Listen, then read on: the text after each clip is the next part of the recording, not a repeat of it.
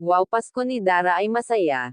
Yan po ang videong pag-uusapan natin ngayon mga kakalingap. At bago po tayo magsimula ay gusto ko lamang i-shoutout ang ating mga minamahal na mga viewers at supporters.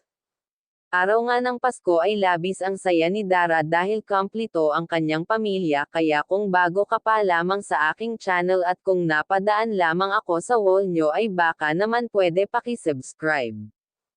At wag po muna skip ang aking channel para malaman ang nilalaman nito.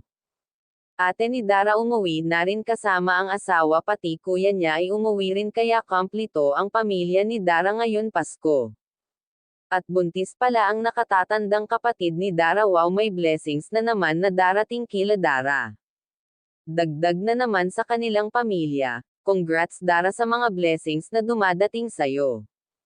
At sana ay tuloy-tuloy pa sa mga sponsor po ni Dara. Marami pong salamat dahil sa tulong nyo ay nakakaluwag-luwag si Dara ngayon.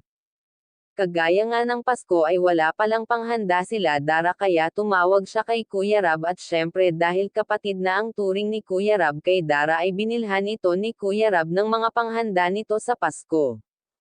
Kagaya na lamang ng spaghetti, prutas at marami pang iba.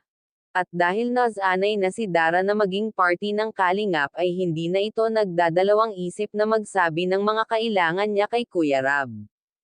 At take note, may pera pa si Kuya Rab na inabot kay Chinitang Dara. Grabe talaga ang swerte ni Dara na nakilala niya ang Team Kalingap dahil ito na ang sumusuporta sa kanya kung ano ang mga kailangan niya.